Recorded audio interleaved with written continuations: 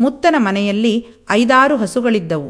ಎಲ್ಲಾ ಹಸುಗಳೂ ಕೂಡ ಹಾಲು ಕೊಡೋದ್ರಿಂದ ದಿನಕ್ಕೆ 8 ಲೀಟರ್ ಹಾಲನ್ನ ಡೈರಿಗೆ ಹಾಕುತ್ತಿದ್ದರು ಮತ್ತು 2 ಲೀಟರ್ ಹಾಲಿನಿಂದ ಬೆಣ್ಣೆ ತಯಾರು ಮಾಡ್ತಿದ್ರು. ಮುತ್ತನಿಗೀಗ 22 ವರ್ಷ. ವಿದ್ಯೆ ತಲೆಗೆ ಹತ್ತದಿರೋದ್ರಿಂದ ಅವನು 10ನೇ ತರಗತಿಯಲ್ಲಿ ಫೇಲಾಗ್ತಾನೆ. ಮನೆಯವರೆಲ್ಲ ಎಷ್ಟು ಒತ್ತಾಯಿಸಿದ್ರೂ ಅವನು ಮುಂದಕ್ಕೆ ಓದಲು ಒಪ್ಪಿಕೊಳ್ಳಲಿಲ್ಲ. ಹಾಗಾಗಿ ಅವನು ದನ ಕಾಯಲು ಶುರು ಮಾಡ್ತಾನೆ. ಮೊದಲಿನಿಂದಲೂ ಅವನಿಗೆ ಪರಿಸರದ ಜೊತೆ ಕಾಲ ಕಳೆಯೋದಂದ್ರೆ ತುಂಬಾನೇ ಇಷ್ಟ. ಅದೂ ಅಲ್ಲದೆ ಅವನಿಗೆ ಪ್ರಾಣಿ ಪಕ್ಷಿಗಳೆಂದರೆ ತುಂಬಾನೇ ಪ್ರೀತಿ. ಹಸುಗಳನ್ನ ದೇವರಂತೆ ಪೂಜಿಸ್ತಿದ್ದ ಮತ್ತು ದೇವರ ಹಾಗೆ ನೋಡಿಕೊಳ್ತಿದ್ದ. ವಯಸ್ಸಿಗೆ ಬರುತ್ತಿದ್ದಂತೆ ಅವನಲ್ಲಿ ಆಸೆಗಳು ಕೂಡ ಜಾಸ್ತಿಯಾಗ್ತಾ ಬಂತು. ಅವನ ತಮ್ಮನನ್ನ ಸಂತೈಸುವುದೇ ಅವನಿಗೆ ದೊಡ್ಡ ಕೆಲಸವಾಗಿತ್ತು. ಒಂದಿನ ಮರ ಕಡಿಯುವ ದಂಪತಿಗಳು ಬಂಡೆ ಕಲ್ಲಿನ ಮೇಲೆ ಸೊಪ್ಪುಗಳನ್ನು ಹಾಕಿ ಮೈಮೇಲೆ ಏನೂ ಇಲ್ದಂತೆ ಮಕ್ಕಳು ಮಾಡುವ ಆಟದಲ್ಲಿ ತೊಡಗಿರ್ತಾರೆ. ಅವರು ಆ ಕಾಡಿಗೆ ಯಾರೂ ಬರಲ್ಲ ಅಂತ ಅಂದ್ಕೊಂಡಿದ್ರು. ಆದ್ರೆ ಅವರಿಗೆ ಗೊತ್ತಿರಲಿಲ್ಲ ಮುತ್ತನ ಮನೆಯೇ ಆ ಕಾಡಾಗಿತ್ತು ಅಂತ. ಅವನು ದಿನದ ಹೆಚ್ಚು ಸಮಯ ಕಾಡಿನಲ್ಲೇ ಕಳೆಯುತ್ತಿದ್ದ. ಹಾಗೆ ಅವರು ಮಾಡಿಸಿಕೊಳ್ತಿರೋದನ್ನ ಮುತ್ತ ದೂರದಿಂದ ನೋಡುತ್ತಿದ್ದ. ಅವನಲ್ಲಿ ಹೊಸ ಹೊಸ ಆಸೆಗಳು ಚಿಗುರೊಡೆಯೋಕೆ ಶುರುವಾಗುತ್ತೆ.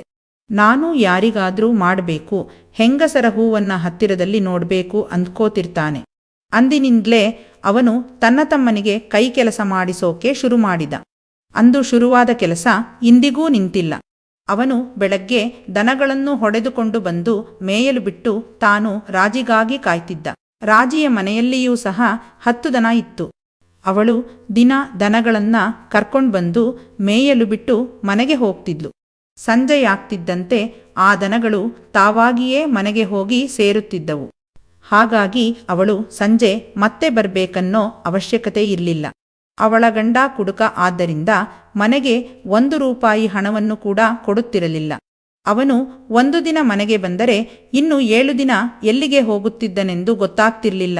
ಅವನ ಅಮ್ಮ ಅಂದ್ರೆ ರಾಜಿಯ ಅತ್ತೆ ಕೂಡ ಅವನ ಬಗ್ಗೆ ಯೋಚಿಸೋದನ್ನೇ ಬಿಟ್ಟು ಬಿಟ್ಟಿದ್ದರು. ಈಗ ಮನೆಯ ಪೂರ್ತಿ ಜವಾಬ್ದಾರಿ ರಾಜಿಯ ಮೇಲಿತ್ತು. ಅವಳಿಗೆ ಆಧಾರವಾಗಿದ್ದ ಹಸುವಿನ ಹಾಲಿನಿಂದ ಬಂದ ಹಣವನ್ನೇ ಜೀವನ ಸಾಗಿಸುವುದಕ್ಕೆ ಉಪಯೋಗಿಸುತ್ತಿದ್ದಳು. ಮನೆಯಲ್ಲಿ ಸ್ವಲ್ಪ ಜಾಗ ಕೂಡ ಇರೋದ್ರಿಂದ ಆದಷ್ಟೂ ತರಕಾರಿ ಸಹ ಬೆಳೆಯುತ್ತಿದ್ದಳು. ಮಾವಿನಕಾಯಿ ಮರ ತುಂಬಾನೇ ಇರೋದ್ರಿಂದ ತುಂಬಾನೇ ಮಾವಿನಕಾಯಿ ಆಗ್ತಾಯಿತ್ತು. ಮಧ್ಯವರ್ತಿಗಳು ಬಂದು ಅವಳಿಗೆ ಇಂತಿಷ್ಟು ಹಣವನ್ನು ಕೊಟ್ಟು ಮಾವಿನಕಾಯಿಗಳನ್ನು ಕೊಯ್ದುಕೊಂಡು ಹೋಗುತ್ತಿದ್ದರು. ಹಾಗೆ ಹೀಗೆ ಸಣ್ಣ ಪುಟ್ಟ ಆದಾಯಗಳಿಂದ ಅವರ ಜೀವನ ಸಾಗುತ್ತಿತ್ತು. ಆ ದಿನ ಮುತ್ತ ದನಗಳನ್ನು ಮೇಯಲು ಬಿಟ್ಟು ಕಾಡಿನಲ್ಲಿ ತಿರುಗುತ್ತಿದ್ದ. ಆಗ ರಾಜಿ ಕೂಡ ತನ್ನ ದನಗಳೊಂದಿಗೆ ಅಲ್ಲಿಗೆ ಬಂದಳು. ಅವಳಿಗೆ ಮನೆಯಿಂದ ಬರುವಾಗಲೇ ಜೋರು ಮೂತ್ರ ಬರುತ್ತಿತ್ತು. ಅವಳಿಗೆ ತಡೆದುಕೊಳ್ಳಲು ಆಗುತ್ತಿರಲಿಲ್ಲ. ಹಾಗಾಗಿ ಆಚೆ ಈಚೆ ನೋಡಿದ ಅವಳು ಯಾರೂ ಇಲ್ಲ ಅಂತ ಕನ್ಫರ್ಮ್ ಮಾಡಿಕೊಂಡು ತನ್ನ ಲಂಗವನ್ನು ಮೇಲಕ್ಕೆತ್ತಿ ಎಲ್ಲಾ ಕಳಚಿ ನೀರು ಬಿಡಲು ಶುರು ಮಾಡಿದಳು. ಆದರೆ ಮುತ್ತ ಅಲ್ಲೇ ಇರುವುದು ಅವಳಿಗೆ ಗೊತ್ತೇ ಇರಲಿಲ್ಲ. ಅವನಿಗೆ ಅವಳ ಹೂವು ಸರಿಯಾಗಿ ತೋರುತ್ತಿತ್ತು. ಅವಳು ಪೈಪಿನಲ್ಲಿ ನೀರು ಬಿಡುತ್ತಿರುವುದನ್ನು ನೋಡಿ ಕಣ್ತುಂಬಿಕೊಂಡ. ಅದೇ ಮೊದಲ ಬಾರಿಗೆ ಅವನು ಒಂದು ಹೆಂಗಸಿನ ಹೂವನ್ನು ನೋಡಿರುವುದು. ಅವನ ಉಸಿರಾಟ ಜಾಸ್ತಿಯಾಗತೊಡಗಿತು. ಮೈಯೆಲ್ಲ ನಡುಗೋಕೆ ಶುರುವಾಯಿತು. ಅವಳು ನೀರು ಬಿಟ್ಟು ಬಟ್ಟೆ ಸರಿ ಮಾಡಿಕೊಂಡು ಮನೆಗೆ ಹೊರಟಳು. ಆದರೆ ಮುತ್ತನ ಮನಸ್ಸು ಕಲುಷಿತಗೊಂಡಿತ್ತು. ಹುಲ್ಲುಗಳ ನಡುವೆ ಇರುವ ರಾಜಿಯ ಹೂವಿನ ಕೆಂಪುದಳಗಳು ಅವನ ಕಣ್ಣ ಮುಂದೆ ಬರುತ್ತಿತ್ತು. ಅವನಿಗೆ ತನ್ನ ಮನಸ್ಸನ್ನು ಕಂಟ್ರೋಲ್ ಮಾಡೋಕೆ ಆಗಲಿಲ್ಲ. ಹಾಗಾಗಿ ಅವನು ಕರಿಬಂಡೆಯ ಮೇಲೆ ಕುಳಿತು ಬಟ್ಟೆಯೆಲ್ಲವನ್ನೂ ತೆಗೆದು ಜಟಕಾಗಾಡಿ ಓಡಿಸೋಕೆ ಶುರು ಮಾಡಿದ. ಅವಳನ್ನೇ ನೆನೆಸಿಕೊಂಡು ಎಲ್ಲಾ ಮುಗಿಸಿದ. ಎಲ್ಲಾ ಮುಗಿದ ಮೇಲೂ ಅವನು ಅವಳ ಗುಂಗಿನಿಂದ ಹೊರಗೆ ಬರಲೇ ಇಲ್ಲ. ಇದಾದ ನಂತರ ರಾಜಿಗೆ ಅಲ್ಲಿಗೆ ಬಂದು ನೀರು ಬಿಡುವುದು ಅಭ್ಯಾಸವಾಗಿ ಹೋಗಿತ್ತು. ಅವಳು ದಿನವೂ ಹಸುಗಳನ್ನು ಮೇಯಲು ಬಿಟ್ಟು ಆಚೆ ಈಚೆ ಯಾರು ಇಲ್ಲದಿರುವುದನ್ನ ಗಮನಿಸಿ ನೀರು ಬಿಟ್ಟು ಹೋಗುತ್ತಿದ್ದಳು. ಆದರೆ ಮುತ್ತ ಮಾತ್ರ ಅವಳನ್ನ ನೋಡುವ ಚಾನ್ಸನ್ನು ಮಿಸ್ ಮಾಡಿಕೊಳ್ಳುತ್ತಿರಲಿಲ್ಲ. ದಿನವೂ ಹುಲ್ಲುಗಳ ನಡುವೆ ಅಡಗಿರುವ ಅವಳ ಹೂವನ್ನು ತಪ್ಪದೇ ನೋಡುತ್ತಿದ್ದ. ಅವನು ಏನನ್ನು ತಪ್ಪಿದರೂ ಅವಳ ಹೂವನ್ನ ನೋಡೋದನ್ನ ಮಾತ್ರ ತಪ್ಪಿಸಿಕೊಳ್ಳುತ್ತಿರಲಿಲ್ಲ. ಹೀಗೆ ದಿನಗಳು ಕಳೆಯುತ್ತಿದ್ದಂತೆ ಮುತ್ತನಿಗೆ ರಾಜಿಯ ಮೇಲಿನ ಹುಚ್ಚು ಜಾಸ್ತಿಯಾಗುತ್ತಾ ಬಂತು. ಒಂದಿನ ರಾಜಿ ತನ್ನ ದನಗಳನ್ನು ಮೇಯಲು ಬಿಟ್ಟು ಅಲ್ಲೇ ಇರುವ ಬಂಡೆಯ ಮೇಲೆ ಕುಳಿತುಕೊಂಡಳು. ಅವಳ ಮುಖದಲ್ಲಿ ದುಃಖದ ಛಾಯೆ ಇತ್ತು. ಅವಳು ಎಲ್ಲೋ ಕಳೆದು ಹೋದವಳಂತೆ ಆ ಬಂಡೆಯ ಮೇಲೆ ಕೂತಿದ್ದಳು. ಅವಳನ್ನು ದೂರದಿಂದ ಮುತ್ತ ಗಮನಿಸುತ್ತಿದ್ದ. ಸ್ವಲ್ಪ ಸಮಯದಲ್ಲಿ ಅವಳ ಕಣ್ಣಿನಿಂದ ನೀರು ಹೊರಗೆ ಬಂತು. ಅವಳು ಗಳಗಳನೆ ಅಳಲು ಶುರು ಮಾಡಿದಳು. ಅವಳು ಅಳುತ್ತಿರೋದನ್ನ ಮುತ್ತನಿಗೆ ನೋಡಲಾಗಲಿಲ್ಲ. ಅವನು ಅವಳ ಹತ್ತಿರ ಹೋಗಿ, ಏನಾಯ್ತು, ಯಾಕೆ ಅಳುತ್ತಿದ್ದೀರಿ ಅಂತ ಕೇಳ್ತಾನೆ. ಆಗ ಅವಳು ಕಣ್ಣೀರನ್ನು ಒರೆಸಿಕೊಂಡು, ಯಾರ್ನೀನು, ಇಲ್ಲೇನ್ ಮಾಡ್ತಿದ್ದೀಯಾ ಅಂತ ಕೇಳ್ತಾಳೆ. ಆಗ ಮುತ್ತ, ನಾನು ದನ ಕಾಯೋನು, ದಿನವೂ ಇಲ್ಲೇ ದನಗಳನ್ನ ಬಿಟ್ಟು ನಾನು ಇದೇ ಕಾಡಿನಲ್ಲಿ ಇರ್ತೀನಿ ಮತ್ತು ಸಂಜೆ ಮನೆಗೆ ಹೋಗ್ತೀನಿ. ಈ ಕಾಡೆ ನನಗೆ ಮನೆಯಿದ್ದ ಹಾಗೆ ಅಂತಾನೆ. ಆಗ ರಾಜಿ, ಹೌದಾ, ನಾನು ತುಂಬಾ ದಿನಗಳಿಂದ ಇಲ್ಲಿಗೆ ಬರ್ತಿದ್ದೀನಿ, ಆದ್ರೆ ಯಾವತ್ತೂ ನಿನ್ನನ್ನ ನೋಡಿಲ್ವಲ್ಲ ಅಂತಾಳೆ. ಆಗ ಮುತ್ತ, ನೀವು ನನ್ನನ್ನು ನೋಡ್ದಿರಬಹುದು, ಆದ್ರೆ ನಾನು ನಿಮ್ಮನ್ನ ದಿನ ನೋಡ್ತಿದ್ದೆ ಅಂತಾನೆ. ಅದನ್ನ ಕೇಳಿದ ಅವಳಿಗೆ ಶಾಕ್ ಆಗುತ್ತೆ.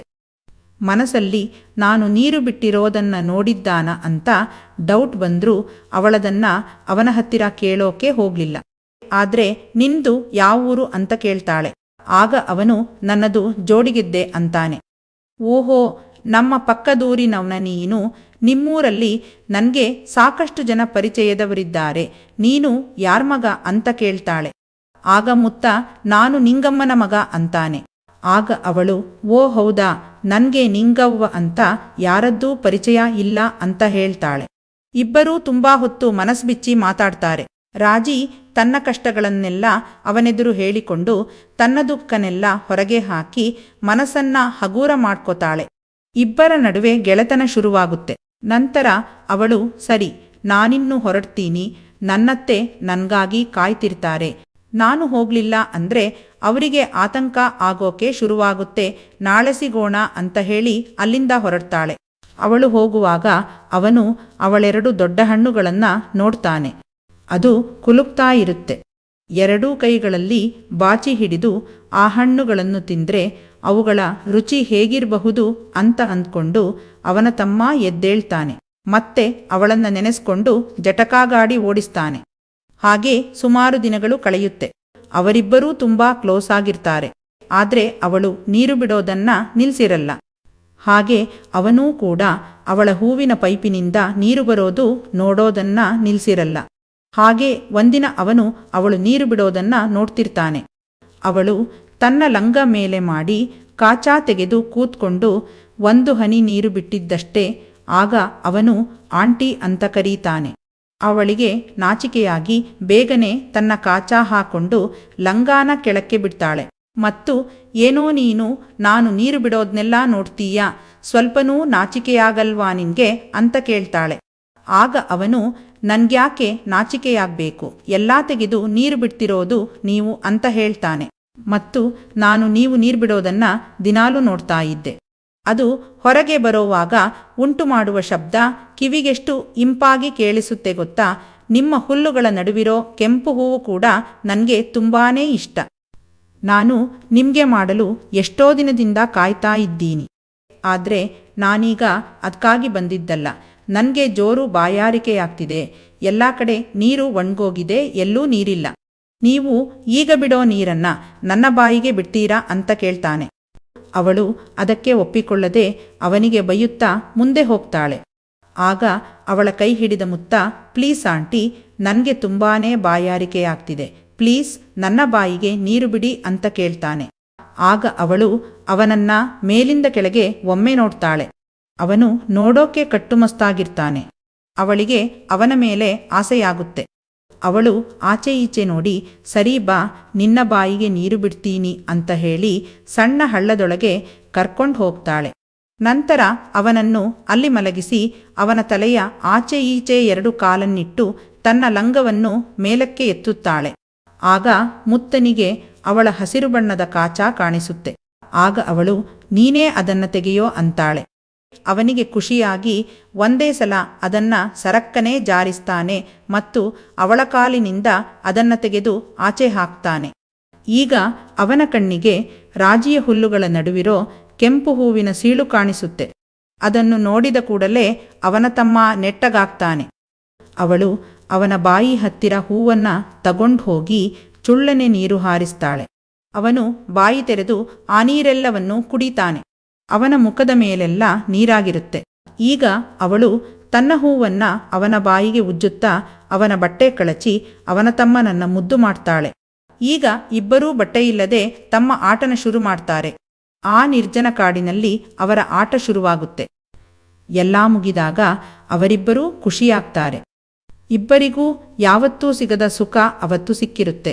ನಂತರ ಅವಳು ಅತ್ತೆ ಕಾಯ್ತಿರ್ತಾರೆ ಅಂತ ಬಟ್ಟೆನೆಲ್ಲ ಸರಿ ಮಾಡಿಕೊಂಡು ಮನೆಗೆ ಹೋಗ್ತಾಳೆ. ಅದೇ ರೀತಿ ದಿನವೂ ಅವರ ಆಟ ನಡೆಯೋದಕ್ಕೆ ಶುರುವಾಗತ್ತೆ. ನಂತರ ಒಂದು ದಿನ ರಾಜಿಯ ಗಂಡ ಸತ್ತು ಹೋಗ್ತಾನೆ. ಅವನು ಕುಡಿತದ ಚಟಕ್ಕೆ ದಾಸನಾಗಿದ್ದ. ಕುಡಿದು ಕುಡಿದು ಅವನ ಕರುಳುಗಳೆಲ್ಲ ಸುಟ್ಟು ಹೋಗಿತ್ತು. ಡಾಕ್ಟರ್ ನೀನು ಬದುಕಬೇಕಾದ್ರೆ ಕುಡಿಯೋದನ್ನ ನಿಲ್ಲಿಸ್ಬೇಕಂತ ಹೇಳಿದ್ರು. ಆದರೂ ಕೂಡ ಅವನು ಅವರು ಹೇಳಿದ್ದನ್ನ ಕೇಳದೆ ಮಿತಿಮೀರಿ ಕುಡಿಯುತ್ತಿದ್ದ. ಹಾಗಾಗಿ ಅವನ ಸಾವನ್ನು ಅವನೇ ತಂದ್ಕೋತಾನೆ. ಅದಾದ ನಂತರ ಮುತ್ತ ರಾಜೀನ ಮದುವೆಯಾಗೋಕೆ ಡಿಸೈಡ್ ಮಾಡ್ತಾನೆ. ಅಂದ್ಕೊಂಡಂಗೆ ಅವರಿಬ್ಬರ ಮದುವೆ ಕೂಡ ಆಗುತ್ತೆ. ಮುತ್ತನಿಗೆ ರಾಜಿಯನ್ನ ಮದುವೆಯಾದ ಕ್ಷಣದಿಂದ ಅವನ ಅದೃಷ್ಟ ಬದಲಾಗುತ್ತೆ. ಅವರಿಬ್ಬರೂ ಒಟ್ಟಿಗೆ ಸೇರಿ ತಮ್ಮದೇಯಾದ ಸ್ವಂತ ಹಾಲಿನ ಡೈರಿಯನ್ನು ಓಪನ್ ಮಾಡ್ತಾರೆ. ಒಂದು ಗಾಡಿಯನ್ನ ಕೂಡ ತಗೊಂಡು ಊರೂರುಗಳಿಂದ ಹಾಲನ್ನ ಕಲೆಕ್ಟ್ ಮಾಡ್ತಾರೆ. ಇದರಿಂದ ಅವರು ತುಂಬಾನೇ ಲಾಭ ಗಳಿಸ್ತಾರೆ. ಯಾರೂ ಊಹಿಸದ ರೀತಿಯಲ್ಲಿ ಅವರಿಬ್ಬರೂ ಯಶಸ್ವಿಯಾಗ್ತಾರೆ. ಬರೀ 2 ವರ್ಷದಲ್ಲಿ ಒಂದು ದೊಡ್ಡ ಬಂಗಲೆಯಂತಹ ಮನೆಯನ್ನ ಕಟ್ಟಿಸ್ತಾರೆ. ಮುತ್ತ ದಡ್ಡ, ಅವನಿಂದ ಏನನ್ನೂ ಸಾಧಿಸೋಕ್ಕಾಗಲ್ಲ ಅಂತ ಹೇಳಿದವರ ಮುಂದೆ ಅವನು ಸಾಧನೆ ಮಾಡಿ ತೋರಿಸ್ತಾನೆ. ಗೃಹ ಪ್ರವೇಶದ ದಿನ ಇಡೀ ಊರಿಗೆ ಆಮಂತ್ರಣ ಕೊಟ್ಟು ಎಲ್ಲರಿಗೂ ಊಟ ಹಾಕಿಸ್ತಾನೆ. ಇಷ್ಟು ದಿನ ದಡ್ಡ ದಡ್ಡ ಅಂತ ಕರೀತಿದ್ದ ಊರಿನ ಜನರೆಲ್ಲರೂ ಅವನಿಗೆ ಗೌರವ ಕೊಡೋದಕ್ಕೆ ಶುರು ಮಾಡ್ತಾರೆ. ಇಬ್ಬರೂ ಕೂಡ ಈಗ ತುಂಬಾ ಸಂತೋಷವಾಗಿ ಜೀವನ ನಡೆಸ್ತಿದ್ದಾರೆ. ಮುತ್ತ ರಾಜಿ ಮಕ್ಕಳನ್ನ ತನ್ನ ಮಕ್ಕಳಂತೆ ನೋಡ್ಕೋತಿದ್ದಾನೆ. ಸಾಧಿಸುವ ಛಲ ಇದ್ರೆ ಏನ್ ಬೇಕಾದ್ರೂ ಸಾಧನೆ ಮಾಡಬಹುದು ಅನ್ನೋದಕ್ಕೆ ಈ ಕತೆ ಸಾಕ್ಷಿಯಾಗಿದೆ.